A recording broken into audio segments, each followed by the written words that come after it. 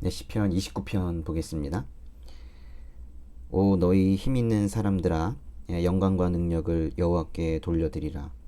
그 이름에 합당한 영광을 여호와께 돌려드리고 그 거룩한 아름다움으로 여호와께 경배하라. 여호와의 음성이 물 위에 있으며 영광의 하나님이 천둥 같은 소리를 내시고 여호와께서 여러 물 위에 계십니다. 여호와의 음성은 힘이 있고 여호와의 음성은 위엄이 가득합니다. 여호와의 음성은 백향목을 부러뜨리며 여호와께서 레바논의 백향목을 산산조각 내십니다. 그분께서는 레바논이 송아지처럼 뛰게 하시고 시련이 들송아지처럼 뛰게 하십니다. 여호와의 음성이 번갯불을 쪼개시며 여호와의 음성이 광야를 흔드십니다. 여호와께서 가데스 광야를 흔드십니다. 여호와의 음성은 암사슴이 새끼를 낳게 하시고 숲이 벌겋게 드러나게 하십니다. 그분의 성전에서는 모두가 영광을 외칩니다. 여호와께서 홍수 위에 앉아 계시니 영원히 왕으로 앉으신 것입니다.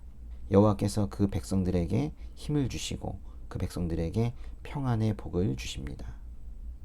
오 너희 힘 있는 사람들아, 이렇게 부르면서 노래를 시작하고 있는데요.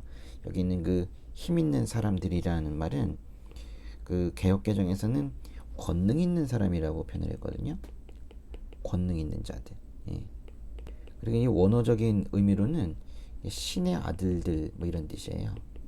다른 말로 하면 천사들이라고도 할 수가 있겠는데, 그러니까 여기서 말하는 그 힘이라는 것은 영적인 권능자들을 말하고 있는 거예요.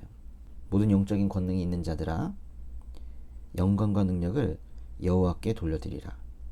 그 이름에 합당한 영광을 여호와께 돌려드리고, 그래서 여호와께 지금 돌려드리라는 말을 두 번이나 하고 있는데요.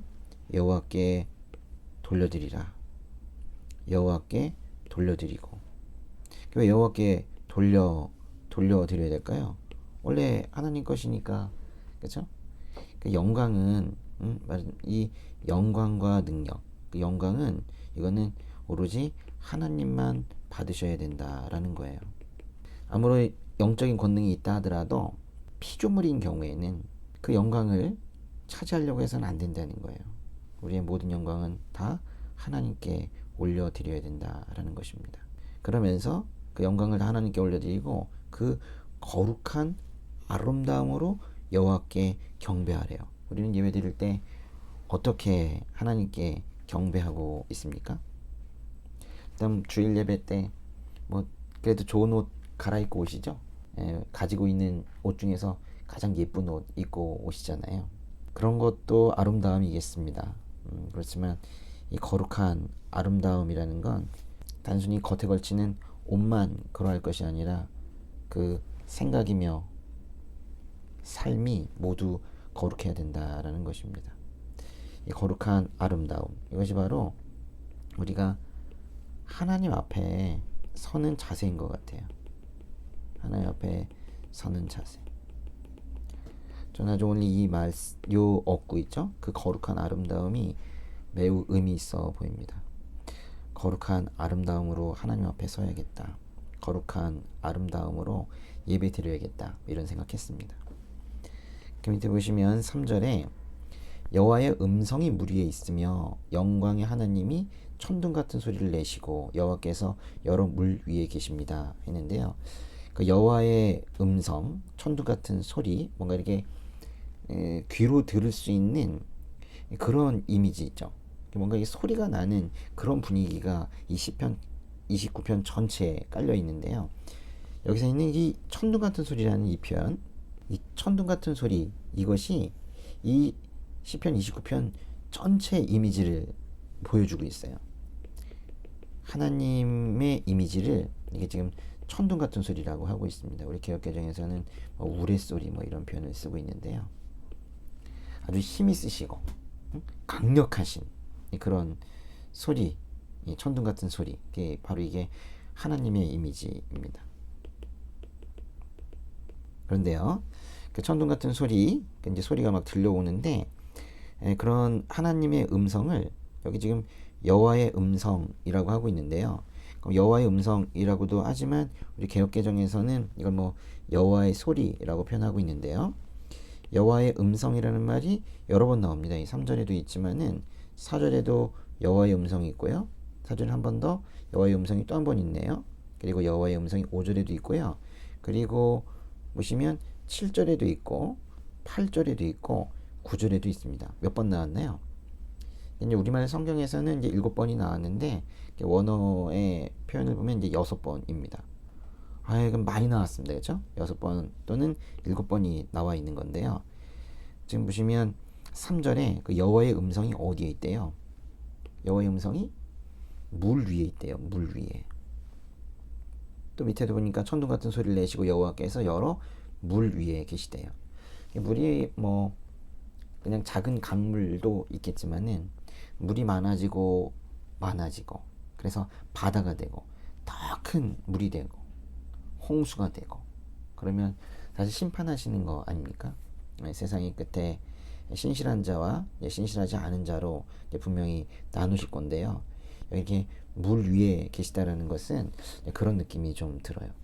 아니나 다를까 저 끝에 10절로 가보시면 여호와께서 심지어는 홍수 위에 앉아 계신대요. 홍수에. 여기서 말하는 이 홍수라는 단어는요. 이 홍수라는 단어는 마불이라는 히브리어거든요. 마불. 이거는 다른 데는 안 나오는 단어예요. 이거는 노아의 홍수에만 쓰는 그런 단어입니다. 그래서 이것 자체가 바로 심판을 말하고 있는 거예요. 홍수 위에 앉아 계시대요.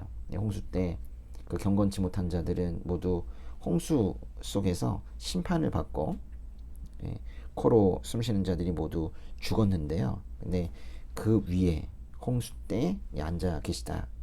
영원히 왕으로 좌정하시다라는 것은 이분만이 심판자시다라는 그런 말입니다.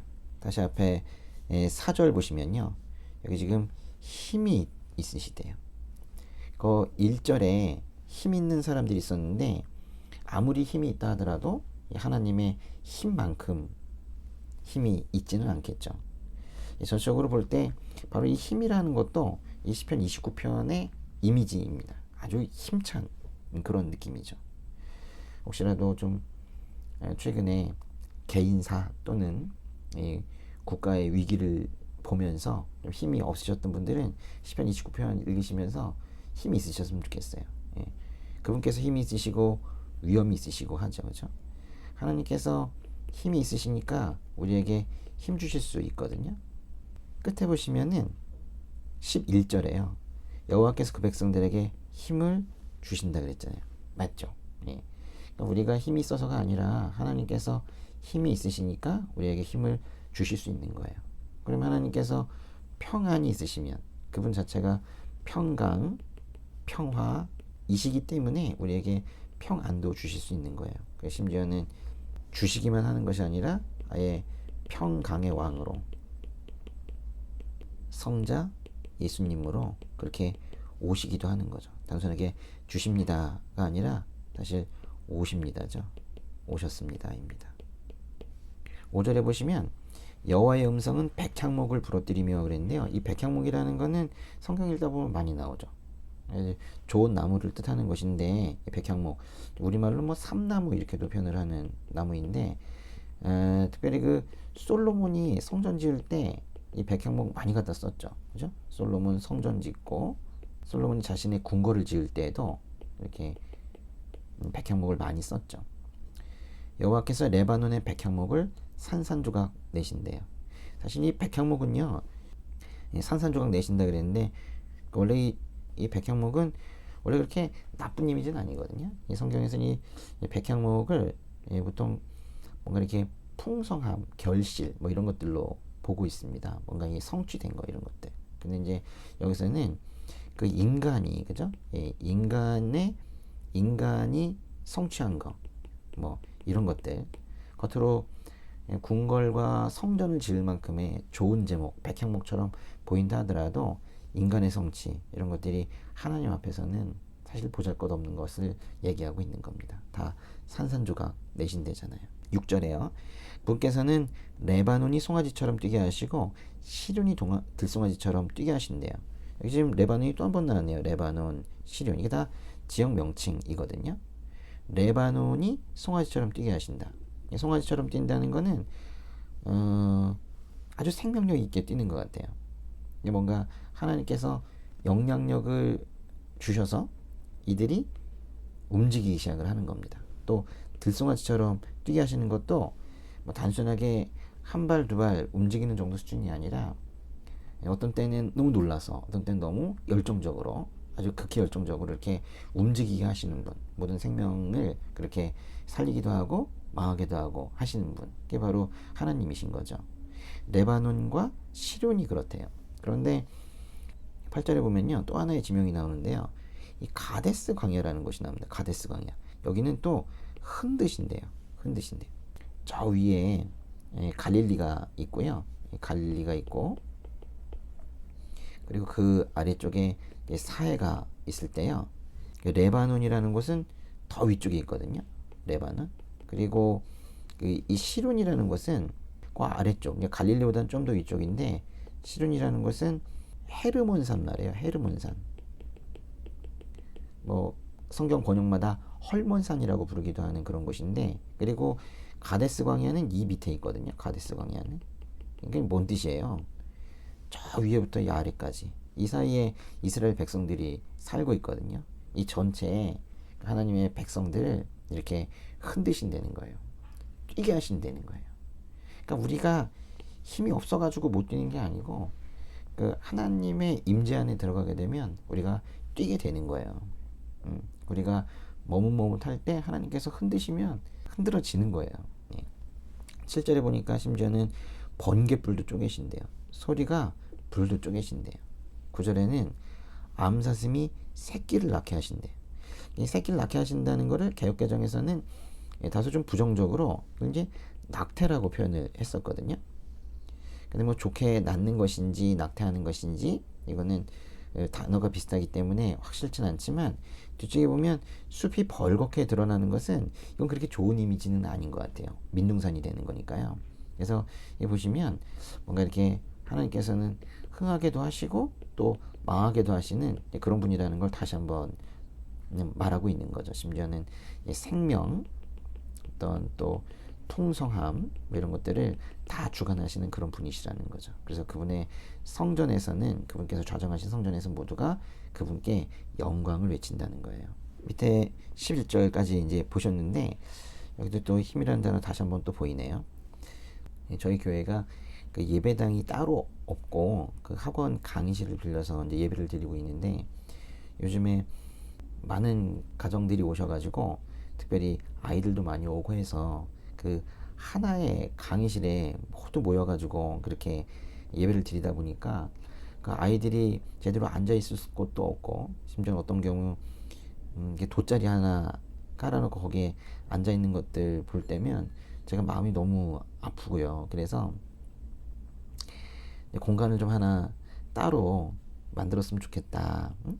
학원 강의실이 아닌 별도의 그 다른 교회처럼 그런 이제 공간이 있으면 좋겠다. 뭐 이런 생각도 하고 그랬었거든요. 그러면서 또 이제 부동산도 찾아보고 다니기도 하고 그러다가 너무 그 임대료가 비싼 거예요. 그래서 제가 좀 주춤하고 약간 의기소침해진 것도 있고 그랬는데, 제가 그래서 오늘 아침에 이제 운전을 하며 오면서 내가 너무 하나님께서 일하시는 거를 작게 생각하고 있지 않았는가, 뭐 이런 생각을 좀 했었어요. 그리고 나서 아침에 와서 이 29편, 20편을 읽는데, 역시 하나님께서 이 창조주이시구나. 하나님께서 이렇게 크신 분인데, 내가 심지어 이 교회 사역도 심지어 내가 감당할 수 있는 인간적인 그 감당의 폭을 가지고 이 교회 사역도 어디까지 할 수 있는가를 결정하고 있지는 않았는가, 뭐 이런 생각도 하고 그랬습니다. 여러분도 그러시는지 모르겠는데 저는 오늘 시편 29편을 읽으면서 힘이 좀 났습니다. 여러분도 힘내세요.